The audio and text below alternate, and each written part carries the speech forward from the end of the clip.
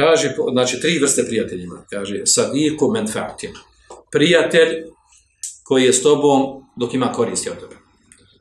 Sadiku leddatin. Prijatelj koji je s tobom dok uživa, dok mu je lijepo. Radi zadovoljstva. I treće je sadiku fadilatin. Prijatelj koji je s tobom zbog vrline, zbog znanja, zbog zasluge, kreposti, časti i tome slično. 3 vrste prijatelja. Šejh Nuzejmi će detaljnije pojasniti na jako lijep način. Kaže falawalani munqati'ani bil qitar mi ujibihima. Kaže ova prva dvojica, prijatelj radi koristi, prijatelj radi uživanja i užitka, zadovoljstva koji se druži s tobom radi toga. Kaže oni će prekinuti s tobom, kaže shodno kaže kako prekine ono što njima treba. Imao koristi od tebe, ne više koristi od tebe, selam alejkum. Uživo s tobom, bilo mu lijepo, sad više ne uživa, nema i on ode od tebe. Kaže a što ističe trećeg, a to je, kaže, prijatelj vrline, prijatelj znanja, prijatelj kreposti, časti. Kaže, fata'vilu alejhi.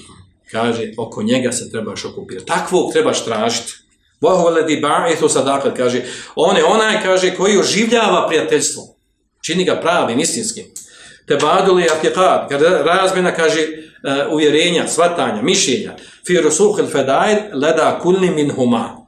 I kaže, rusuhil fedail, i kaže u stvari da su učvrsti vrline, vrijedne stvari, čestite stvari, kaže da se proširi kod jednog kod drugog. Sa takvim društvom, znači to je ono što ti treba biti, oko čega se trebaš okupirati i zabaviti ime. Kaže, osadiku fadilati hada umletun, sa'betun, je azzul husule alejha. Kaže, prijatelj vrline, zasluge, kreposti i časti, kaže, to je umlet, kaže, to je novčanica koju je jako teško steći. Znači, to je nešto koje je jako teško naći u praksi. I zaista je ovo tačno. Mi to dobro znamo. Mi se možemo družiti s raznim ljudima. Međutim, da imaš jednog ili dvojicu prijatelja s kojima si uvijek otvoren i prisan, koji će ti uvijek pomoći i kad ti ide i kad ti ne ide, kad ti je teško i kad si u zatvoru i van zatvora, kad si siromašan, kad si bogat. Uvijek možeš na njega računati. Takvi prijatelji jako malo. To ako čovjek ima jednog takvog prijatelja, Allahu ekber, on je ko na konju. 2, to je već fadl. A onda za njegov ovdje prenosi riječi, kaže, na fizike ramen Hišam ibn Abdul Melika. Kaže, od jako lijepog i vrijednog govora, kada od Hišam ibn Melika, sina od Abdulke Marvana, halife od Emevija, kaže, što je rekao sljedeće, kao ma beqija min leddati dunja šejun. Kaže, nije ostalo od užitaka dunjaluka ništa. Kaže, illa ehun erfeu me'unete tahafudhi bejni vo bejnehu. Kaže, užitak dunjaluka nije ostalo ništa, kaže, osim brat, misli prijatelj. Kaže, erfeu, da podignem, sklonim oklop, pregradu, da se čuvam, pregradu između njega da se mora čuvat, pazite. Znači, takvog čovjeka da imaš, pred kojim možeš skloniti oklop, pregradu, onog da se čuvaš, paziš. Sa svakim kogod se družiš, opet onda imaš neka distanca, neka zona gdje se ne zalazi. Taj oklop pred kojim možeš otkloniti, skloniti ga, pregradu neku između tvog života i onog na čemu jesi i njega, znači to su rijetke stvari. Znači, to je ono, ovdje kaže, od užitaka dunjaluka.